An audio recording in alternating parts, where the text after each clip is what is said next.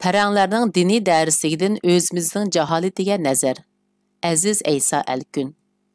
Bugun saharda bolalari maktabga ketgandan keyin men bir ish bilan ularning yotoq uyiga kirib qoldim va cho'ng qizimning shirasi ustidagi kitob va qog'oz dovlarining ustida turgan o'rganish konspektiga diqqatimni tortdi.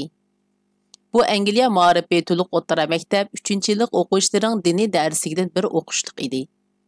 Temasi yaratquchi ilohning mavjudligi va uning ifodalanishi. Angliya ma'rifida boshlang'ich 3-yillikdan boshlab muqim holda diniy ma'rif darsligi bir fan sifatida rasmiy o'tiladi. O'quvchilar insoniyatning hamma dillarini o'rganadi. Aslida xiralashgan tarix. Qishliq ta'tilda qora qish kunlarida uchamda kiydigan tuzukdak chapam yo'q. Maylishib, qarda paqirab ketgan oq tomoqni peshonamgacha cho'kirib kiyib, belimga opam bergan bir parcha zag'ri nonni o'rab, yollari chirib, yerilib ketgan va paytimamning uchi ko'rinib turgan cho'rg'im bilan qor bosgan itislarni g'achur-g'uchur yo'l mingib, orqamda yilondek agir-bugur izlarni qoldirib, haftiyak o'rganish uchun ilib va lomlarni hajilab, to'g'ri o'qiyolmasam, talati muzlimi so'g'uq, sallisi beshidan ikkasi yug'an mollamning savob tayig'ini yeyish uchun ketib borgan ashu yillarning g'uvo bir ko'rinishi xiyolimdan o'tdi.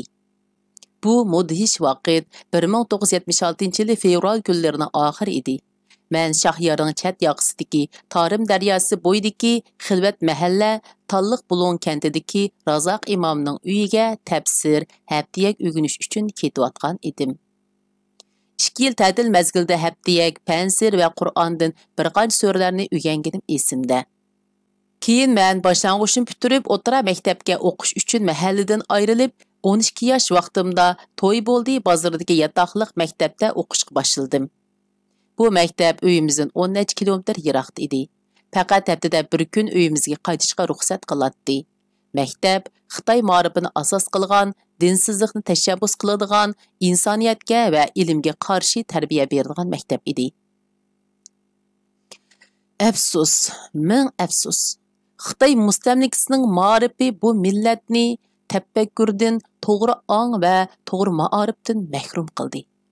Mana bu mushu o'zimizda mavjud bo'layotgan kishilik sapoyimizga oid sabablarning bir asosliq omili qatoridan o'rin olgan bu xil bexudlashtirish, nodonlashtirish muhitida o'sgan bu millatning bir qism avlodlari 20-asrga yarasha eng avval bir odam bo'lolmadi va yoki musulmon bo'lolmadi va yoki har ikkisi bo'lolmadi.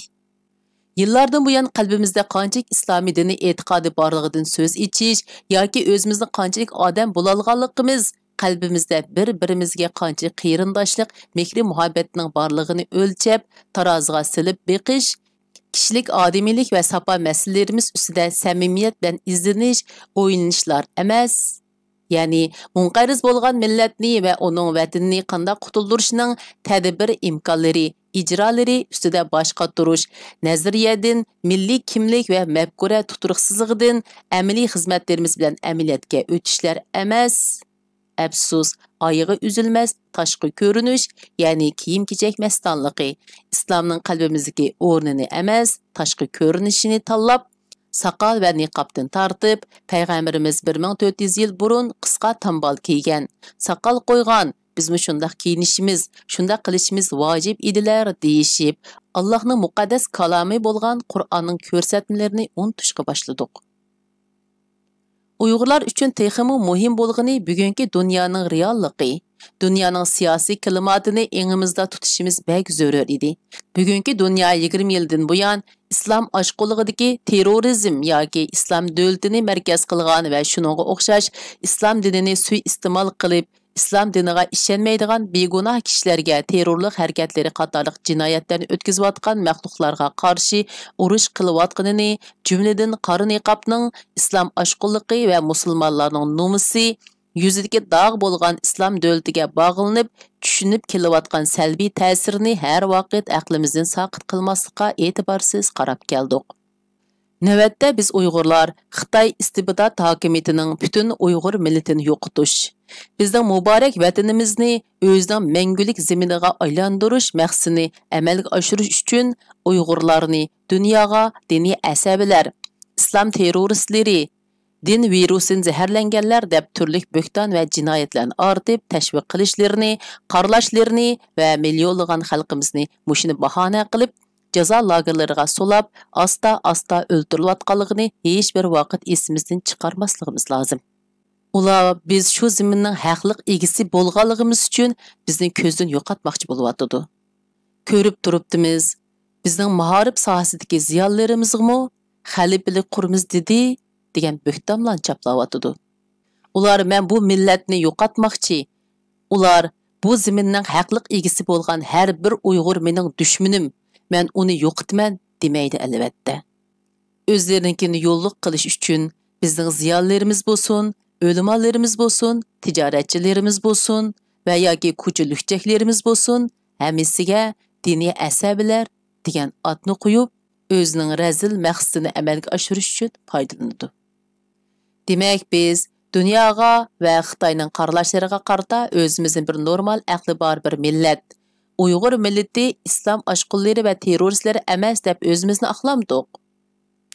G'arb dunyosi bilan bir safda turib, Xitoyning xalqimiz ustidan yurgizayotgan insonlikqa qarshi jinoyatlarni fosh qilish, Uyg'urning odamdek yashash haqqini, ishg'ol qilingan vatanining egilik huquqini, mustaqilligini qo'lga keltirish uchun hammamiz bir niyat va maqsadda harakat qilamdik.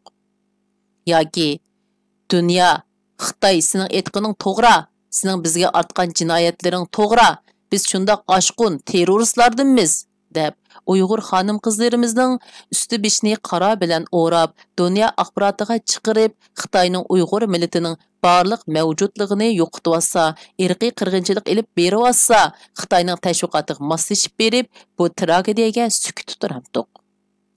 Milletimiz o'layotgan bu ichinishli kunlarda, bu ulug' va savobli Ramazon kunlarida har bir Uyg'ur bu masalaning naq o'zi ustida so'g'aqqonlik bilan o'ylanib beqish kerak.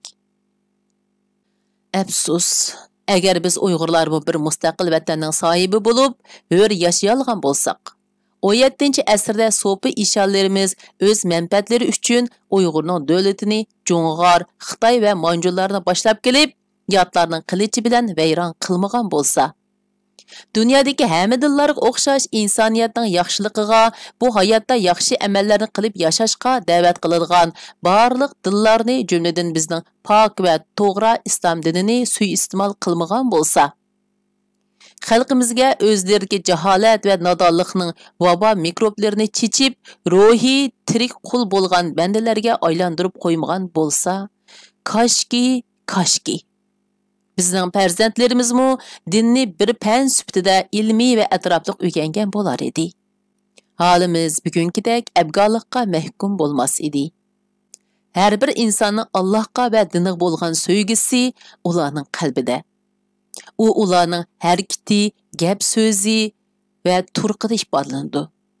Qachonki Uyg'urlar islom dini e'tiqodini bu dunyoning hamma narsaga aralashtirib olmay, tafakkur qilishni, o'zining bugungi hayvondan o'tar xorlayotgan musulmon qavmini, vayron qilinayotgan vatanini ibodatining eng oldiga qo'ya olganda, adolatni himoya qiladigan dunyo bilan bir safda turib, tortib olingan huquqini, vatanni suyish iymonning jumlasidan degan ata so'zini qalbiga mahkam pukalganda va bu maqsadlar uchun hayotiy badaliga fidokorlik qila olganda, ondan bir hur odam bo'lish, hur bir millatning a'zosi bo'lish va Allohning hur bir musulmon bandisi bo'lishdek huquq va salohiyatlarga erishalaydi.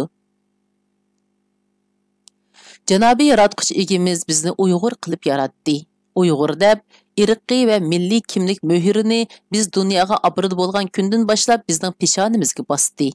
Bu Allohning bizga bergan katta in'omidir.